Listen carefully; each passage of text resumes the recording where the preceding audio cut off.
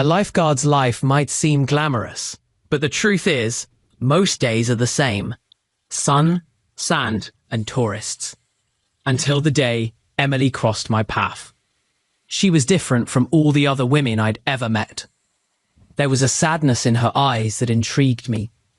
And when I saw the way she interacted with little Lily, I knew I had to meet her. What I didn't expect was that this connection would change my life forever. Curious to know what happened? Then click below and subscribe to the channel. And don't forget to hit the bell to not miss any videos. Got it? If you've ever felt like life went on autopilot, you'll understand exactly where I'm coming from. My name is Michael. I'm 30 years old and I'm a lifeguard in Cape Cod. It might seem like a dream job. Sun, sea, beautiful people, that never-ending vacation vibe. But to be honest, routine ends up swallowing even the most beautiful scenery.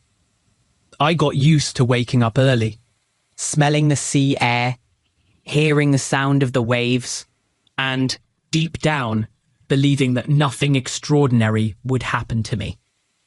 It was as if I was always waiting for something, or someone, to pull me out of this state of anticipation. The beach, for me, has always been more than a workplace. It's where I feel useful, where I can help, where people look at me with respect, even if only for a few seconds when everything goes wrong and I need to act fast. But other than that, my life was predictable. I knew every face that passed by, every family that returned every summer, every child who ran into the sea without fear. And yet, I felt a certain loneliness, as if a piece of the puzzle was missing. It was on one of those seemingly ordinary days that I noticed her, Emily. She wasn't like the other tourists. Sitting under an umbrella, with a book in her hands and a distant gaze, she seemed oblivious to the beach's hustle and bustle. She had a discreet elegance, a way about her that suggested she carried stories no one else saw. And beside her, a lively little girl who I would later discover was named Lily. The first thing I thought was, what brought these two here? Because for me, no one escapes to the beach without a reason. I didn't know at that moment that Emily was trying to escape an unhappy marriage, seeking a little peace for herself and her daughter. I only realized something was different when I saw the way she looked at the sea. It wasn't admiration, it was almost a silent plea for help. And as strange as it may seem, I felt an urge to approach her, to understand that quiet sadness. But like everyone else, I also have my fears. I'm not the type to just strike up a conversation, especially with someone who seems to want distance from the world. I watched from afar, making excuses to pass by, waiting for an opening to say anything. And meanwhile, my mind was creating 1,000 stories about who she was, where she came from, what made her so different. The truth is, that summer, I was about to discover that life can change in the blink of an eye, and that sometimes all we need is an unexpected encounter to get things moving. If you like real stories, full of emotion and new beginnings, stay with me until the end. And, of course, take the opportunity to subscribe to the channel. That way, you won't miss any chapter of this journey. I've always been good at observing people, but with Emily, it was different. She seemed to have built an invisible wall around herself, and every gesture, every glance made it clear that it wouldn't be easy to get through. In the first few days, I tried to approach her casually, like I do with any new tourist. Good morning here, a comment about the weather there, but she would reply with a polite smile and go back to her book, as if protecting herself from the world, and, perhaps, from me too. Lily, on the other hand, was the opposite of her mother. She ran on the sand, asked questions to everyone, laughed loudly, unafraid to be happy. I saw in her an energy that reminded me what it's like to be a child, how simple life can be when you're not carrying so many burdens. Sometimes I'd catch Lily looking at me, curious as if trying to understand what a lifeguard does when he's not saving anyone. And at those times, I'd catch myself smiling. But with Emily, every attempt at conversation seemed to hit a wall. I noticed that she was always on alert, as if she expected someone to judge her or invade her space. And to be honest, that made me even more intrigued. What could have happened for her to close herself off so much? Was it just shyness, or was there something deeper there? There was one day when I tried to start a conversation about the book she was reading. I asked if it was good, if she recommended it. She looked up, smiled slightly, and said, "It's a story about new beginnings. I think everyone needs one now and then. Don't you agree?" That stuck in my head. It was as if she had accidentally let slip a piece of what she was feeling. However, even with that small opening, I felt there was a distance between us. Maybe it was the age difference. Maybe it was the fact that I was just the beach lifeguard, while she seemed to belong to another world. More sophisticated, more closed off. Or maybe it was just fear, hers and mine. Fear of getting hurt, of trusting, of allowing oneself to feel again. The curious thing is that the more she closed herself off, the more I wanted to understand. It wasn't just attraction, it was a genuine desire to help. To show that sometimes life can surprise us in a good way. But at that moment, all I could do was wait. Wait for a chance, for a sign that she was ready to let someone get close. And that's how our first contact came down to. Small gestures, exchanged glances, measured words.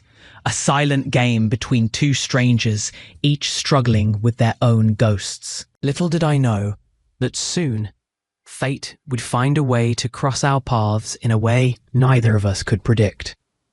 That day seemed like any other. Clear sky, calm sea. Children playing by the water's edge. I had grown accustomed to this scene. But I learned that at the beach, it only takes a second of distraction for everything to change. And that's exactly what happened. I was keeping an eye on Lily, as I always did with the more energetic children. She had a contagious energy, running back and forth, challenging the waves as if she were invincible. Emily, sitting under the umbrella, tried to lead, but I noticed that she never took her eyes off her daughter for long. She was an attentive mother, but also seemed tired, as if carrying the weight of the world on her shoulders. Suddenly, I heard a scream. It wasn't a playful scream. It was a cry for help. My heart pounded. I looked at the sea and saw Lily being carried away by a stronger current, struggling to stay afloat. I didn't think twice. I ran, dove in, and in a few seconds, reached the girl. She was scared, but conscious. I held her tight, whispered that everything would be okay, and began to swim back. When I reached the sand, Emily was already standing, pale, her hands trembling. She ran to us, hugged Lily so tightly that it seemed like she wanted to protect her from the whole world. I stood there, breathless, feeling relief mixed with a strange sense of closeness. For the first time, I saw Emily without that armor. She looked into my eyes, with tears streaming down, and said a simple, "Thank you," that carried much more than gratitude. It was as if, at that moment, she had let her guard down. From that moment on, something changed between us. Lily's rescue was the turning point. It was no longer just the lifeguard and the reserved tourist. I had seen her fear, her vulnerability, and she had seen my courage, or, at least, my instinct to protect. I felt that, somehow, I had gained a small space in their world. In the following days, Emily started greeting me more naturally. Sometimes we would exchange a few words about the weather, about Lily's school, about books. She was still reserved, but no longer seemed so distant. Lily, in turn, became my #1 fan. Whenever she saw me, she would run to show me some beach find or tell me something new. It was as if that scare had created an invisible bond between the three of us. I also changed. I started to look at Emily with different eyes, not just of admiration, but of wanting to care for her, of understanding that behind all that silent strength, there was someone who needed support. And, for the first time in a long time, I felt that perhaps I too could be more than just the guy with the whistle and sunscreen. Lily's rescue wasn't just a heroic act. It was the beginning of a new story, of trust built in fear, of an approach none of us expected. And deep down, I knew, from then on, nothing would be the same. After that day, everything changed between us. It wasn't a sudden transformation like those you see in movies, but a slow process made of small gestures and shared silences. Emily started to look at me differently, as if trying to decipher who I was beyond the red uniform and the whistle hanging around my neck. And I confess, began to look forward to these daily encounters, even if they were just a few minutes of small talk. Lily was the first to truly break the ice. She would always approach me with some news, a colourful shell, a crooked sandcastle, a question about sharks. I answered everything with the utmost patience, because deep down, I knew it was her way of including me in their routine. And, little by little, Emily also began to open up. We started meeting at the corner coffee shop, always after my shift. She would order black coffee. I preferred iced tea. In these conversations, we talked about everything and nothing. Books, old movies, the differences between city life and the slow pace of Cape Cod. I remember one particular day when Lily showed up with a school project about the ocean. She needed to interview someone who worked on the beach. And, of course, she chose me. The three of us sat on the sand, and she asked serious questions, writing everything down in a colourful notebook. Emily watched from afar, smiling that shy smile that I had already learned to love. It was at that moment that I realised how their presence filled a space I didn't even know existed within me. Over time, Emily began to share a little more about her life. She talked about work in New York, the difficulties of raising Lily practically alone, the sleepless nights thinking about the future. I listened attentively, without judging, just trying to be a safe haven. Sometimes she would suddenly fall silent, as if afraid of exposing too much. At those times, I would change the subject, tell some funny story from the beach, just to see that smile return. Little by little, trust grew. Emily started inviting me on small outings, an ice cream in the late afternoon, a walk along the pier, an impromptu picnic in the park.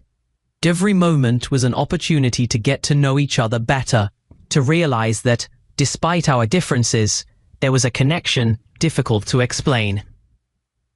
I admired her strength, her courage to start over even with so many fears. And she, I think, saw in me someone willing to stay, to build something real. The most beautiful thing is that nothing seemed forced. There were no grand promises, no cinematic declarations of love. It was all very simple, very real. Two adults, each with their scars, learning to trust again. And, in the midst of it all, a lively girl who reminded us every day how good it is to believe in new beginnings. That's how, slowly, our relationship was built. Between coffees, laughs, confidences, and comfortable silences, I realized that I was finally living something worthwhile. And for the first time in a long time, I felt that I was no longer alone. Even though everything was going well between us, I knew that real life wasn't just made of sunny days and quiet coffees. Little by little, conflicts began to appear, both within me and around us.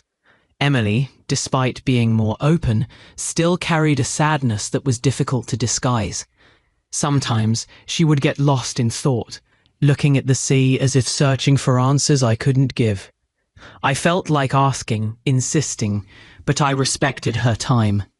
I learned that some pains don't heal in a hurry. The biggest obstacle, however, was her past. Richard, her absent husband, was a constant shadow. Even far away, he still had a huge weight in Emily's life. She spoke little about him, but as soon as his name came up, the mood would change. I perceived her fear of making decisions, of allowing herself to be happy again. It was as if she carried guilt for thinking of starting over, as if she were betraying herself or her daughter. And, as much as I wanted to show her that she deserved a new chance, I knew that this choice had to come from her. On my side, there were also insecurities. I wondered if I was enough, if I could be more than the friendly lifeguard on the beach. Did Emily see me as someone capable of taking care of her and Lily, or was I just a summer distraction? These doubts accompanied me, especially on days when she seemed more distant. I tried not to show it, but the truth is that the fear of losing what we were building kept me awake at night. Furthermore, there was the judgment of others. Cape Cod is a small town, and people love to gossip about other people's lives. It wasn't long before curious glances appeared, questions disguised as interest. "Are you and Emily together? Isn't there a big age difference?" I pretended not to care, but I knew that, for her, this weighed even more heavily. Emily was always discreet, worried about what others thought, and even trying to break free from these ties, it was difficult to ignore the whispers. Lily, in turn, was a point of light in the midst of this turmoil. She didn't seem to care about any of it. For her, I was just Michael, the friend who taught her to swim, who helped with homework, who told bad jokes just to make her laugh. Sometimes I thought that if everyone saw the world through a child's eyes, everything would be simpler. These conflicts, internal and external, tested our relationship. There were days when I thought of giving up, of moving away so as not to complicate Emily's life even more. But every time I saw her smile, or felt Lily's hand holding mine, I remembered why I was there. Deep down, I knew that the best things in life require courage, and that, to live true love, we have to face even our own fears. I thought I had already experienced enough emotions for a lifetime, but I was wrong. The climax of our story arrived unexpectedly, like everything that truly matters. It was late afternoon, the sky painted orange, and I was more nervous than during any rescue at sea. Emily and Lily had spent the day with me, laughing, playing, as if we were a real family. And at that moment, I knew I didn't want to live without that anymore. The idea of the marriage proposal came almost as an impulse, but it was something I had been feeling for a long time. It wasn't about formalities, nor about expensive rings. It was about wanting to build a life together, about showing Emily that she could trust me, that I was there to stay. I waited for the right moment, when Lily ran off to get an ice cream, and it was just the two of us, sitting on the sand, listening to the sound of the waves. I looked into her eyes, took a deep breath, and said a little awkwardly, "Emily, I know life hasn't been easy for you. I know you're afraid, that you carry scars, but I have mine too. And even so, I want to try. I want to be someone you can trust. Someone who will be by your side, no matter what happens. Do you accept to build a new story with me?" She was silent for a few seconds that felt like an eternity. I saw her eyes fill with tears, but it wasn't sadness. It was emotion, a mix of fear and hope. Emily smiled, took my hand, and said, "Michael, I never imagined I could feel this again. But before I give you an answer, I need to resolve some things from my past. I need to be fair to myself and to Lily." That's when the past came knocking, literally. Showed up in Cape Cod, saying he wanted to talk, but he missed his family. His presence brought a tension I wasn't prepared to face. Emily was torn, and for the first time, I felt like I could lose everything we had built. Richard was my opposite, successful, confident, with a way about him that suggested he was used to getting what he wanted. He tried to convince Emily to go back to New York, promising changes, saying he missed his daughter. Those days were the hardest. I felt powerless, unsure whether to fight or retreat. Emily was confused, torn between the past and the future, between the security of a known life and the uncertainty of a new beginning with me. I respected her time, even if every minute felt like torture. I could only wait, hoping she would see that, sometimes, happiness lies precisely in the risk of trying again. Deep down, I knew. If it was meant to be, it would be. And at that moment, all I could do was trust in the love we built and wait for her choice. The wait was long, and each day felt like a test for my heart. I saw Emily torn, trying to be fair to everyone, but especially to herself. Richard insisted, trying to win back his family with promises and gifts.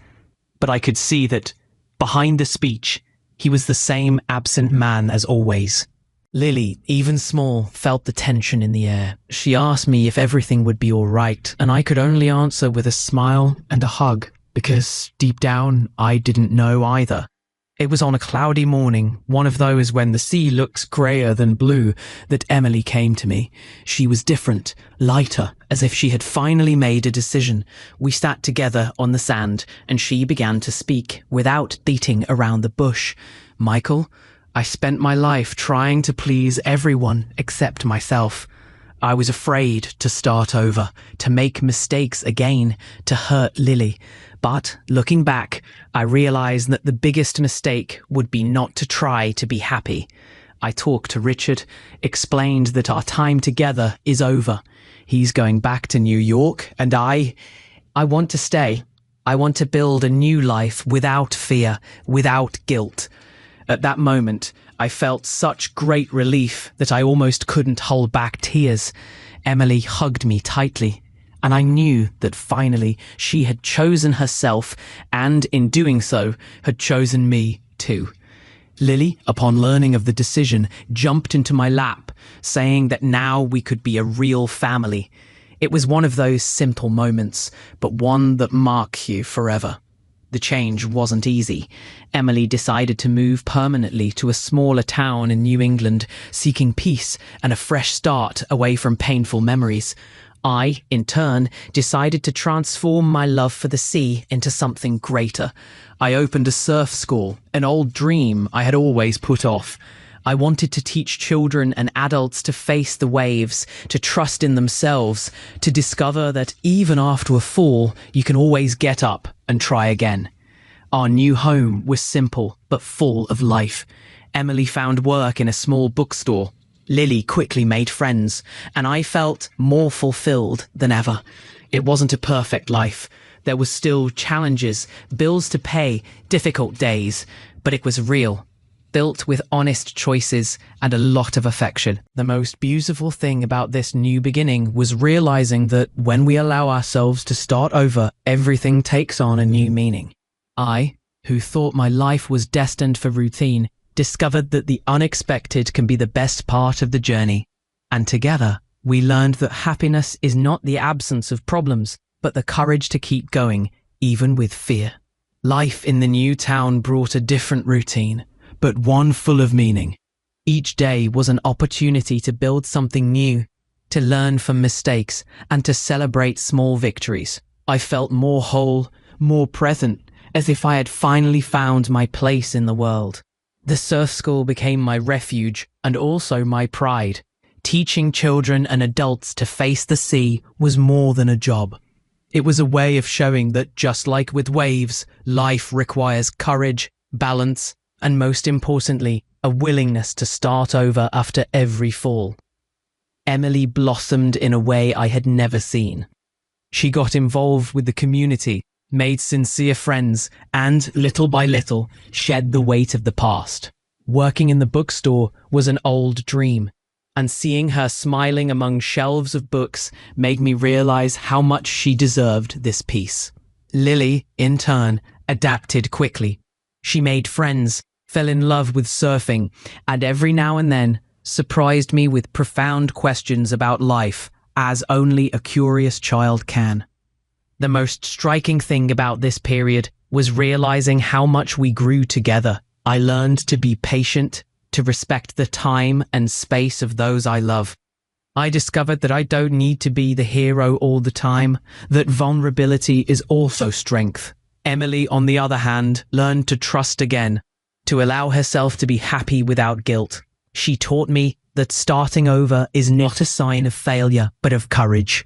And Lily, with her energy and innocence, reminded us every day that life can be light even after so many storms. Of course, not everything was perfect. We had our challenges. Missing old friends, insecurities that occasionally resurfaced, silly arguments about household chores or schedules. But unlike before, now we faced everything together, with dialogue and respect.